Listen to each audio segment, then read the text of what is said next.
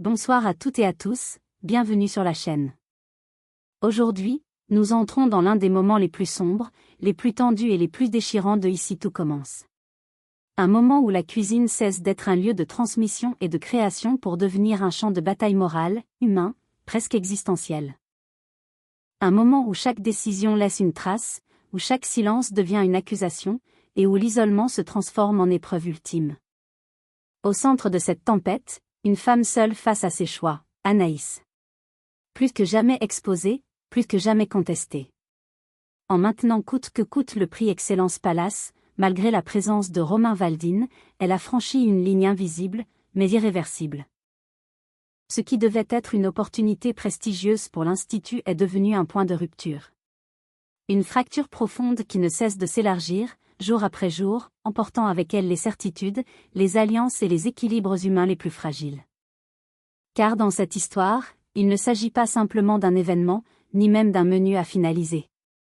Il s'agit de blessures qui ne cicatrisent pas, de colères qui ne s'apaisent pas, de traumatismes qui continuent de hurler en silence. Billy refuse l'oubli, refuse le compromis, refuse l'injustice.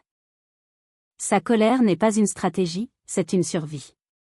Et face à elle, Anaïs avance, persuadée que le travail, l'exigence et la rigueur peuvent encore tout sauver quitte à s'y perdre. Peu à peu, tout s'effondre. La brigade se fissure. Les soutiens disparaissent. Les départs s'enchaînent. En cuisine, l'atmosphère se durcit, la pression devient écrasante, et l'autorité se transforme en violence silencieuse. À l'extérieur, la contestation s'organise, portée par ceux qui refusent de détourner le regard. Ce n'est plus un simple désaccord. C'est un rejet. Froid. Collectif. Assumé. Et puis vient cette scène glaçante. Une scène sans cris, sans insultes, sans chaos apparent. Une scène où le silence devient l'arme la plus brutale. Des élèves alignés. Des dos tournés. Une humiliation muette. À cet instant précis, Anaïs comprend qu'elle n'est plus seulement critiquée, elle est devenue le symbole de ce que certains refusent désormais d'accepter. Ce que nous allons analyser aujourd'hui, c'est la chronique d'une chute lente et implacable. Le récit d'une femme qui perd tout ce qui faisait sa force, la confiance, l'adhésion, la reconnaissance, pour ne conserver qu'une chose, la détermination. Une détermination froide, dure, presque minérale. Celle qui pousse à aller jusqu'au bout, même seule. Même incomprise. Même au prix de l'effondrement. Jusqu'où Anaïs est-elle prête à aller pour tenir? Que reste-t-il quand on a sacrifié l'humain au nom de l'exigence? Et surtout, que se passe-t-il quand la fracture devient totale, irréparable, et que plus rien ne peut empêcher l'affrontement qui s'annonce? Installez-vous. Ce moment marque un avant et un après. Rien ne sera plus comme avant à l'Institut. Et ce que vous allez découvrir pourrait bien redéfinir le destin d'Anaïs à jamais. Plus que jamais, Anaïs se retrouve isolée, prise en étau entre une pression constante, des conflits humains et des choix qui la placent frontalement contre ceux qu'elle aime et respecte. Une question plane désormais avec insistance, jusqu'où Anaïs sera-t-elle capable d'aller sans tout lâcher? Prochainement, la fracture avec Billy s'aggrave encore. Toujours profondément en colère, Billy vit la décision d'Anaïs comme une trahison. Malgré tout ce qu'elle sait, malgré le passé lourd et les blessures encore ouvertes, Anaïs a choisi de maintenir la réception du prix Excellence Palace, acceptant la présence de Romain Valdine au sein du jury. Pour Billy, cette décision est incompréhensible et inacceptable. Elle refuse catégoriquement de travailler, de près ou de loin, pour un homme qui a failli lui coûter la vie. Sa colère n'est pas stratégique, elle est viscérale, instinctive, et nourrie par une souffrance toujours vive. Confrontée à ce refus, Anaïs n'a d'autre choix que d'annoncer la nouvelle à Clotilde et Stanislas. Billy se retire officiellement du projet. La réaction de Clotilde est immédiate et sans détour. Pour la chef Armand, la situation dépasse Anaïs. Elle estime qu'Anaïs a perdu le contrôle, qu'elle ne parvient plus à gérer ni les enjeux humains ni les conséquences de ses décisions. Le doute s'installe ouvertement autour de sa légitimité. Mais au lieu de reculer, Anaïs fait un choix radical. Acculée, critiquée, mise en cause de toutes parts, elle décide de reprendre la situation en main seule. Puisque plus personne ne veut ou ne peut l'accompagner, elle assumera tout.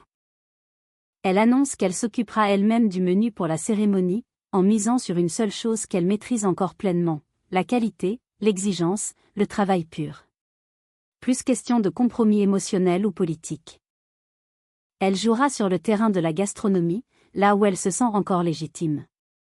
Et face au rapport de force imposé, Anaïs choisit l'affrontement frontal. Sistorek, président du jury, impose la présence de Valdine, alors elle, en tant que responsable du projet, imposera son menu. Une manière de reprendre la main, de poser ses conditions, et de rappeler qu'elle reste la seule garante du contenu et de l'identité culinaire de l'Institut. Désormais, Anaïs avance seule, portée par une détermination fragile mais inflexible. Chaque décision la rapproche un peu plus du point de rupture. La réception du prix Excellence Palace n'est plus seulement un événement prestigieux, elle devient un test ultime, celui de son autorité, de sa résistance et peut-être de sa capacité à continuer à porter ce projet jusqu'au bout. Dans Ici tout commence, la situation d'Anaïs devient chaque jour un peu plus intenable. En cuisine, celle qui s'est retrouvée en première ligne du projet du prix Excellence Palace se retrouve progressivement seule, exposée, fragilisée. Après des semaines de tensions déjà explosives autour de l'événement, le coup est brutal, Pénélope et Tom se retirent à leur tour. Leur départ marque une rupture nette, presque irréversible. Anaïs perd ses derniers soutiens opérationnels au moment même où elle tente désespérément de reprendre la main sur le menu, convaincue que le travail reste le seul terrain sur lequel elle peut encore tenir. Derrière les fourneaux, l'atmosphère se transforme. Là où régnait autrefois l'émulation et la créativité, s'installe désormais un froid pesant. Les regards se font fuyants, les échanges deviennent mécaniques, parfois même silencieux. Chaque geste est scruté, chaque décision semble contestée, même sans mots. Le doute s'installe, lentement mais sûrement, sur la capacité d'Anaïs à assumer seule une responsabilité devenue écrasante. Non pas par manque de compétences, mais parce que la solitude finit par user même les plus solides. Pendant ce temps, loin du tumulte de la cuisine, Billy s'effondre. À bout de force, elle se confie enfin à Ferdinand, laissant tomber les barrières qu'elle s'imposait depuis des jours pour tenir debout. Les larmes coulent, incontrôlables. Sa colère est profonde, mêlée à une fatigue morale immense. Ce qui la ronge le plus, ce n'est pas seulement la décision prise autour du prix Excellence Palace, mais l'injustice qu'elle ressent. Voir Romain Valdine constamment présenté comme une victime lui est insupportable, alors qu'elle continue de porter seule le poids des conséquences de ce qu'elle a vécu. La voix tremblante, Billy avoue que rien n'est réglé, malgré le temps qui passe. Les nuits restent hantées par des cauchemars récurrents, toujours les mêmes, toujours aussi violents. La peur ne l'a jamais quittée. Elle confesse même une angoisse persistante dès qu'elle se retrouve à proximité d'une voiture. Un réflexe incontrôlable, un blocage profond, directement lié à l'acte de Valdine, qui a failli lui coûter la vie. Cette peur sourde, quotidienne, l'empêche d'avancer et rend absolument insupportable l'idée de le voir siéger tranquillement au sein d'un jury prestigieux, comme si rien ne s'était jamais passé. Face à cette détresse, Ferdinand adopte une attitude d'une rare justesse. Il ne cherche ni à relativiser, ni à minimiser, encore moins à donner de faux conseils. Il écoute. Simplement. Sincèrement. Il laisse Billy aller au bout de ses mots, de ses silences aussi. Il lui assure qu'elle n'est pas seule, qu'elle peut compter sur lui, sans condition, quoi qu'il arrive.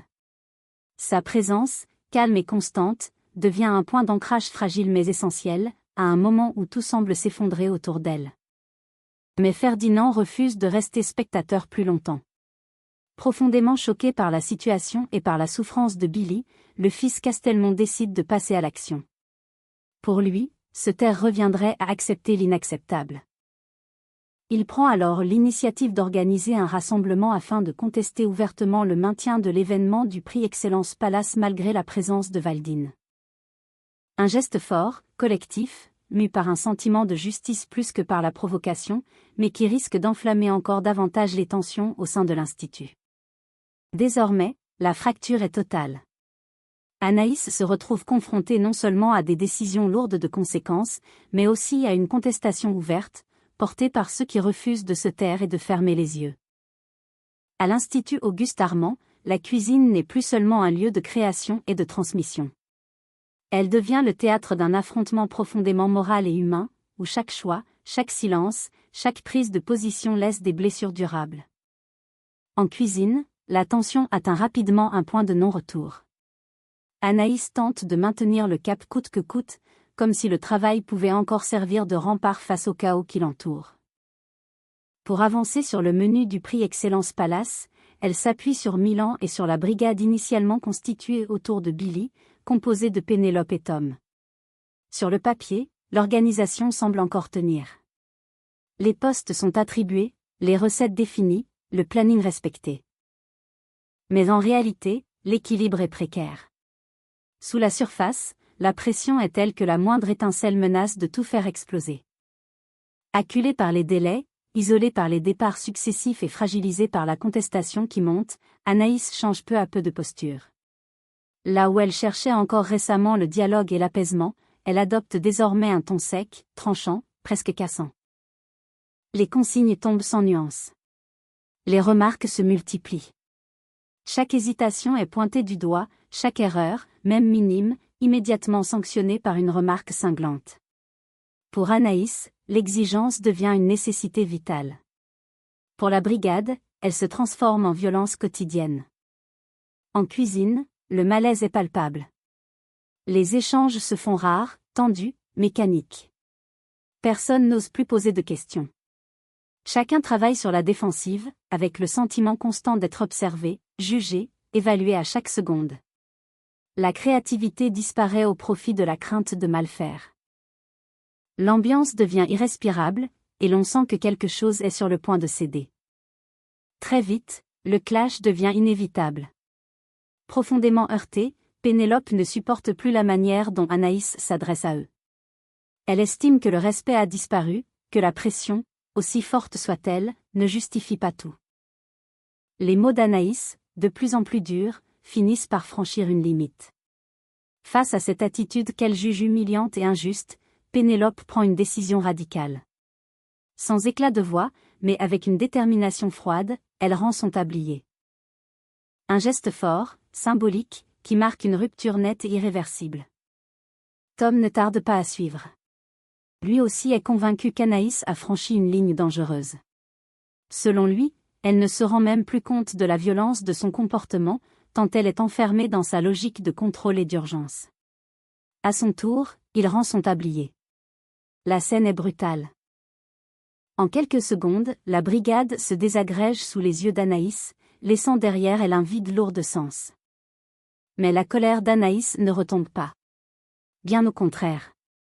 Acculée, épuisée, submergée par un sentiment d'échec qu'elle refuse d'admettre, elle cherche un responsable à ce chaos. Son regard se tourne alors vers Milan. Elle l'accuse frontalement d'être à l'origine de la situation, de ne pas avoir su tenir l'équipe, d'avoir laissé la contestation s'installer et gangréner le travail. Les mots sont durs, excessifs, profondément injustes. Ils portent la marque d'une fatigue extrême et d'une frustration accumulée depuis trop longtemps. Milan encaisse, sidéré. Pris entre loyauté et incompréhension, il ne reconnaît plus la chef avec laquelle il travaillait encore quelques jours plus tôt. Le silence qui s'installe après cette confrontation est lourd, presque assourdissant. En quelques minutes, la cuisine devient le théâtre d'un effondrement total, moral autant que collectif. Anaïs se retrouve plus isolée que jamais, entourée de silence pesant et de regards blessés. Ce qui devait être un combat pour mener à bien un projet ambitieux se transforme en une lutte solitaire, épuisante, où chaque décision l'éloigne un peu plus de ceux qui l'entouraient. Désormais, la question n'est plus seulement de savoir si le menu du prix Excellence Palace sera prêt à temps, mais jusqu'où Anaïs est prête à aller pour tenir et surtout, ce qui lui restera lorsque tout sera terminé. Dans Ici tout commence, la chute d'Anaïs semble se poursuivre, lente mais implacable. Déjà fragilisée par les tensions incessantes en cuisine et par les départs successifs qui ont laissé son projet exsangue, elle encaisse désormais un nouveau coup, frontal, brutal, venu de Ferdinand. Cette fois, il ne s'agit plus d'un conflit indirect ni d'un malaise diffus, mais d'un face-à-face sans filtre, où les non-dits explosent enfin. Face à Anaïs, Ferdinand ne cherche pas à arrondir les angles. Bien au contraire. Il se défend avec fermeté et refuse catégoriquement d'endosser le rôle du responsable. Son discours est d'une lucidité presque glaçante. Il ne crie pas. Il n'attaque pas gratuitement. Il constate. Il lui rappelle une vérité simple, mais terrible, que Anaïs peine à entendre depuis plusieurs jours: chaque décision a un prix. Tu fais des choix, tu les assumes, lui lance-t-il, sans détour, sans précaution inutile. Ces mots frappent avec une précision chirurgicale. Ils visent juste. Il ne s'agit pas d'une vengeance personnelle, mais d'un constat sévère sur la spirale dans laquelle Anaïs s'est enfermée, persuadée que tenir bon justifiait tout. Ferdinand va plus loin encore. Avec une franchise désarmante, il la met en garde. À force d'imposer sans écouter, de s'accrocher seule à ses certitudes, de refuser toute remise en question, elle court vers une impasse. S'il continue sur cette voie, lui dit-il, elle finira isolée. Complètement. Ce n'est ni une menace ni un chantage, mais une prédiction froide, presque clinique. Et pour Anaïs, déjà au bord de la rupture, ces paroles résonnent comme un écho cruel de ce qu'elle vit déjà au quotidien. Ébranlée, Anaïs quitte cet échange avec le sentiment d'avoir touché le fond. Pour la première fois depuis longtemps, elle n'a plus la force de se défendre, ni même de se justifier. Peu après, elle croise Clotilde. Face à la chef Armand, Anaïs ne joue plus de rôle. Le masque tombe. Elle laisse apparaître la fatigue extrême, l'usure mentale, la tension accumulée. Elle lui confie la violence de la situation, l'enchaînement des conflits, la solitude écrasante dans laquelle elle se débat depuis qu'elle a accepté de porter ce projet à bout de bras. Anaïs explique son intention de s'accorder quelques heures de repos avant de se remettre au travail dans la nuit. Non par héroïsme, mais parce qu'elle n'a plus que cela. Le travail comme dernier refuge. Comme ultime moyen de tenir debout, malgré l'épuisement, malgré le doute qui la ronge. Clotilde, pleinement consciente de la fragilité d'Anaïs, tente de la rassurer. Elle ne minimise pas la gravité de la situation. Elle ne lui promet pas que tout s'arrangera. Mais elle essaie d'apaiser ses peurs, de tempérer ses doutes, de lui rappeler qu'elle n'est peut-être pas aussi seule qu'elle le croit. Son soutien est discret, mesuré, sans grande déclaration. Un soutien sincère, presque pudique. Un rare moment de répit dans une tempête qui, pourtant, ne faiblit pas.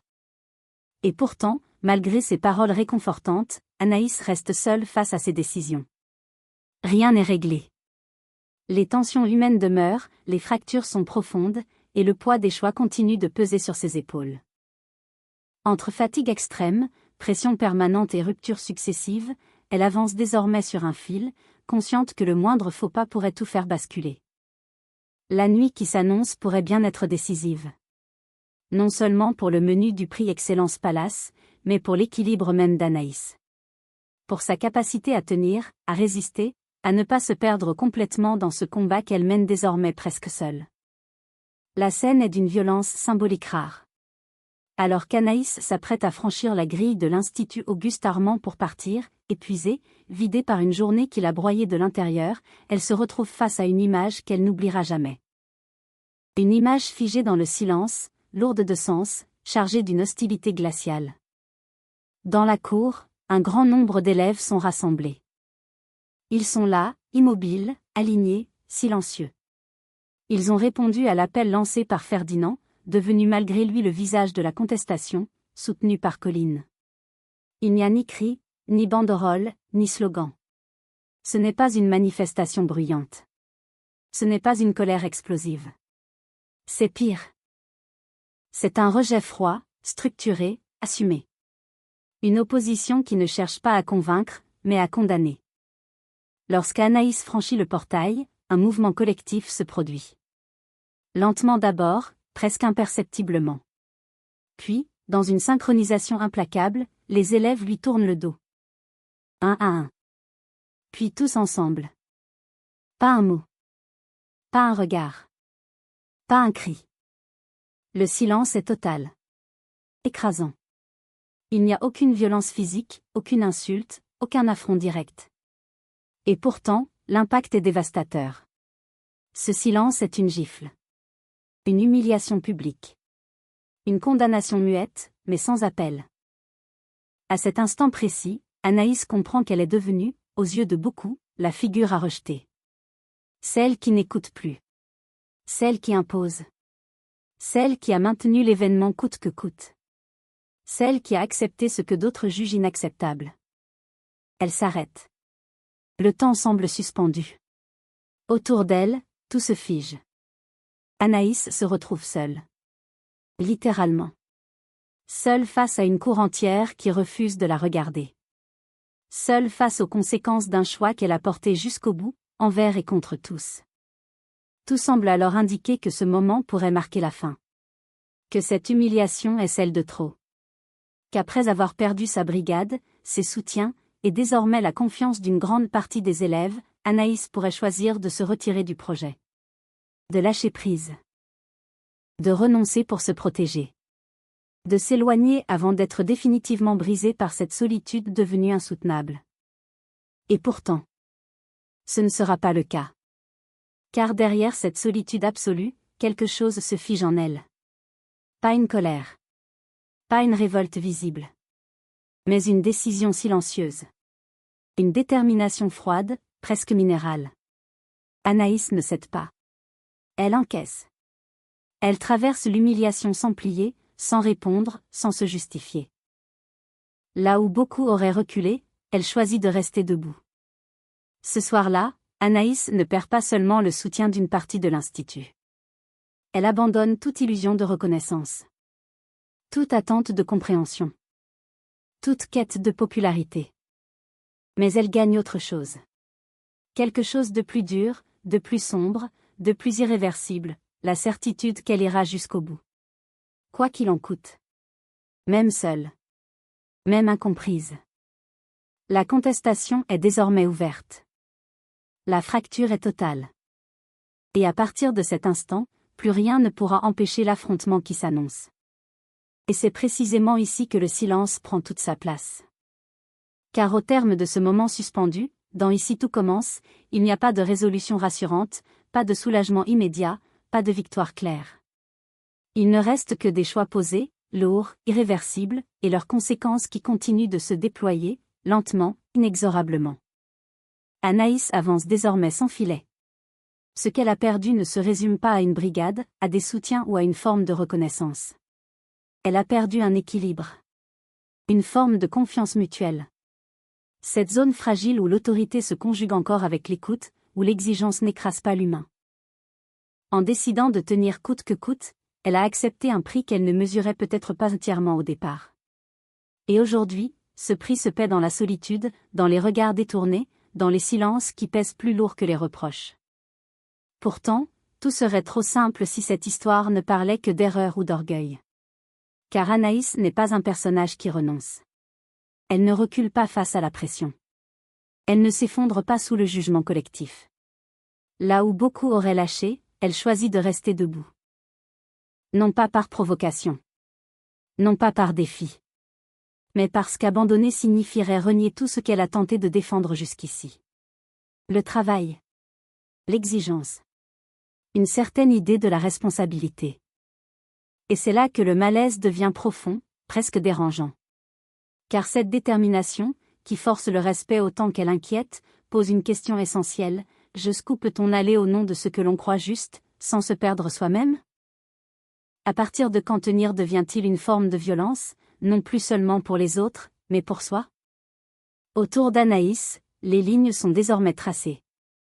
La contestation n'est plus diffuse, elle est assumée. Les blessures ne sont plus cachées, elles s'expriment, parfois dans les larmes, parfois dans le silence. Et l'Institut, autrefois lieu de transmission et de passion, se transforme peu à peu en un espace de confrontation morale, où chacun est sommé de choisir son camp, ou du moins de ne plus détourner le regard.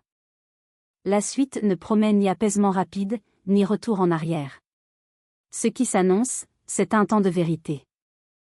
Un temps où les personnages devront affronter les conséquences de leurs choix, regarder leurs limites en face, et peut-être accepter que certaines fractures ne se réparent pas, mais se traversent. Alors une chose est certaine, ce que nous venons de vivre n'est pas une parenthèse. C'est un basculement. Un point de non-retour. Et dans les jours à venir, chaque décision, chaque geste, chaque silence comptera davantage encore. Si vous voulez comprendre jusqu'où cette tension peut aller, ce qu'elle révèle des personnages, et ce qu'elle risque de laisser derrière elle, restez avec nous.